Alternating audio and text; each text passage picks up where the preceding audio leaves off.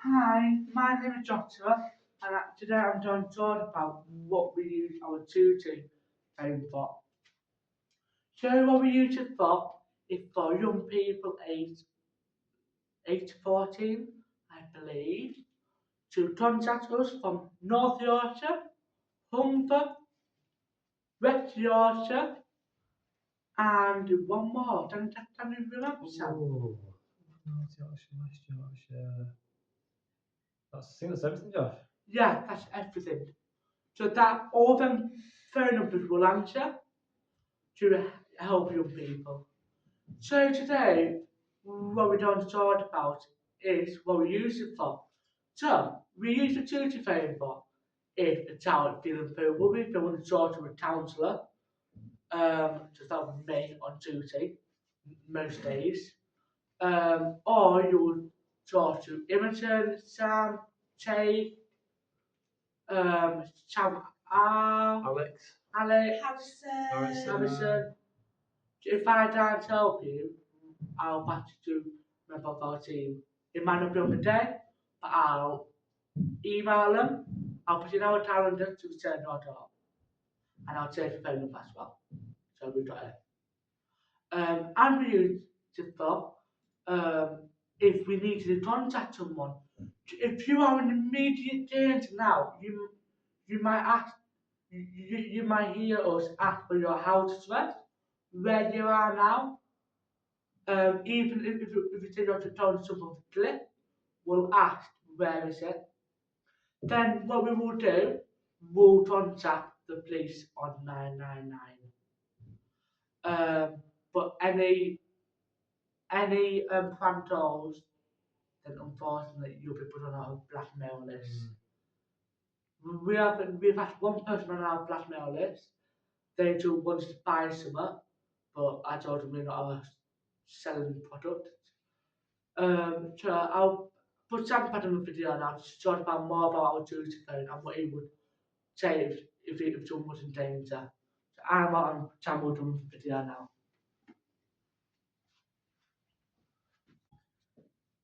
Hi, I'm Imogen from Adventure Hub, and I'm just going to be answering a few questions from Josh and Sam about the duty phone.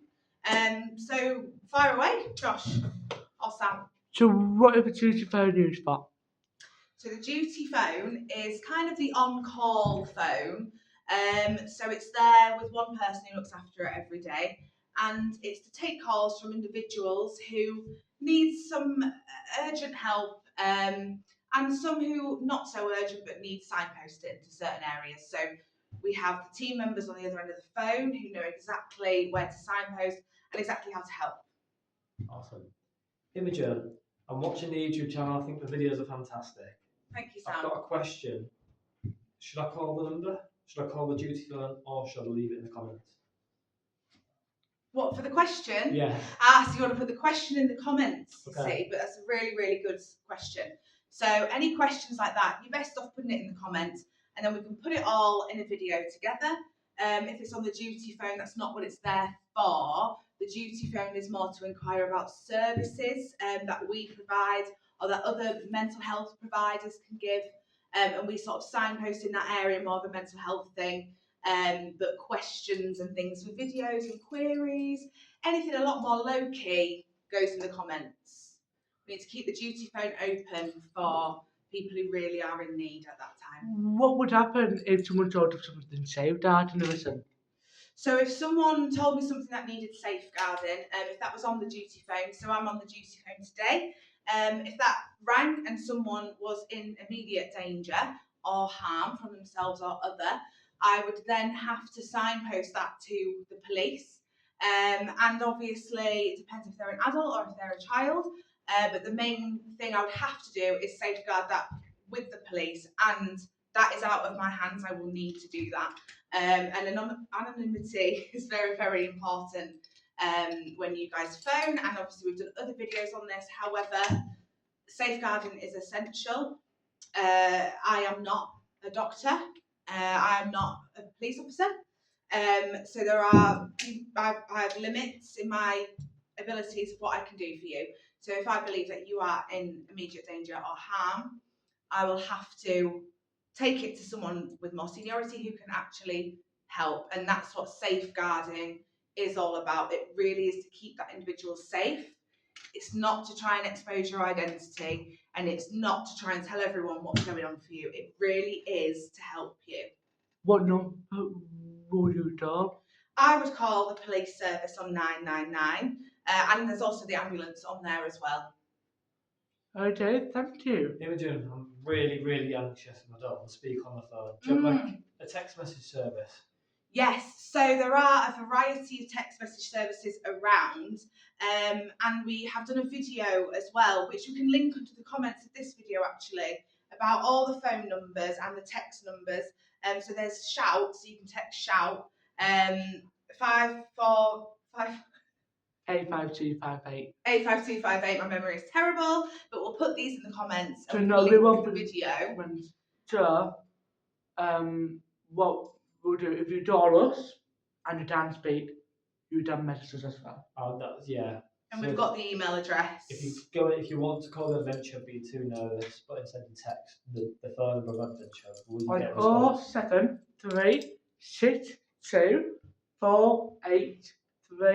07362483366. Perfect. And if that is easier for you, you don't have to put your name on it or anything like that. And again, if there is something in there that worries us, that you're under immediate harm or danger, we will have to pass your number along. So please keep that in mind as well. Yes, and we don't really answer private numbers, do we, Sam? But sometimes we might do. Yeah, keep your phone off private. How about if someone was nervous and they can't speak to us, who to the door, Childline, the Childline company? Absolutely. So there is a company called Childline, and they're specifically there. They're a charity, and they're there for children who are in crisis or all the stages leading up to crisis. So they need some help in any sort of aspect, in any sort of capacity. They're there to listen. They're there to help. It's anonymous. However, they do take your phone number. Again, if they need to safeguard something, if they believe you're in serious, immediate danger or harm, especially from a family member maybe, then they will have to notify the police. But there is Childline for those over 18. There's also Samaritans. However, under 18s can still call. And again, if there is any worry or you don't know who to call, just phone 999 and they'll know where to direct you. All right, thank you, Imogen. What happened if someone told us now do not tell us if the parents won't let? What do we say? So if they're saying that their parents wouldn't let them speak to us, is that what Yes. the situation is? So the fact they've got through to us is still fantastic, but obviously they may be doing that in secret. So if they're saying they can't phone us, I would be concerned personally about what was happening at home as to why they weren't allowed to ring Adventure Hub. So what would we do? We would have to speak to our parents. Yes, we'd have to get in contact with the parents. The only way to do that is if we were able to use the phone number that originally got in contact with us. Or you would message us your mum's number. Absolutely. And then we can do what we can. And if we need to, again, if we think you're in danger, if we need to pass that number over to the police, we might have to do that just for safeguarding reasons. But we will try our best with the resources that we have to make sure that you get your voice and you're able to speak to people that you need to speak to. That's excellent. I don't think I've got any more questions. Let me just think. Okay. So how about if someone was a youth session and lots of adults around and they're feeling really nervous? Should they call us at the youth session or? They absolutely can do.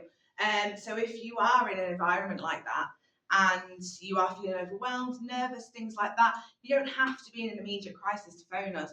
Things like that, we would Not be anything. absolutely able to help you So with.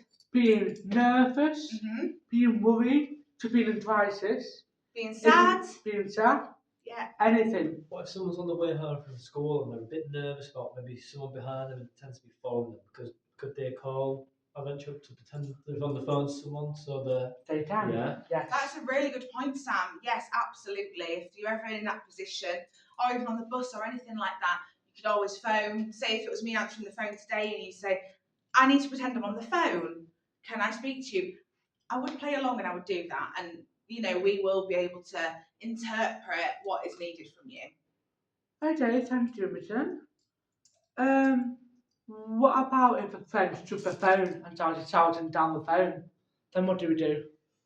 Ooh, so if they started doing that, obviously we'd have the phone number, and it depends what they were shouting. It depends if they'd let us speak to them. If not, we obviously know services like the police can track mobile phone locations. So if the person was shouting threatening language or anything of concern in that way, we could go in that direction. So we could find out the location of this person.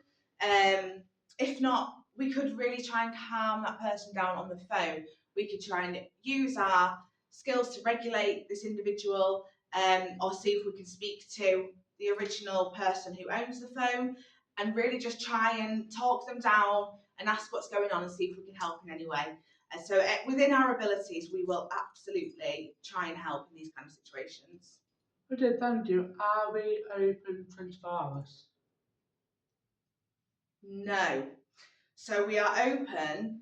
We have the duty phone. So, for example, on a work day, 9 till 3. And then Joshua is on the duty phone from 3 o'clock. And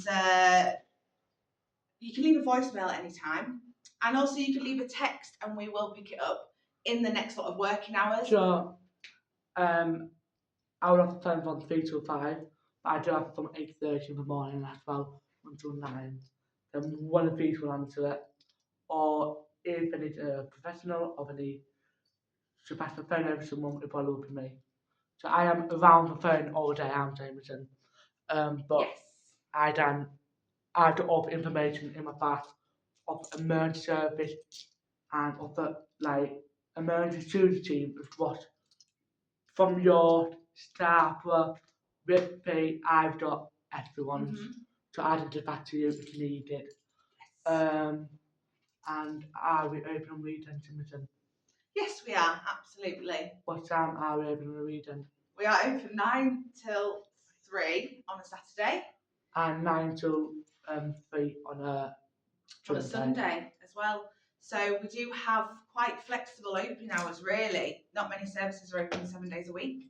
And again, all the other phone numbers, so Childline, Samaritans, Police, things that we've talked about, they're all 24/7. So if you are outside of our window and you email us or text us or call us, you will see all those numbers on our page. We've got videos with all those numbers.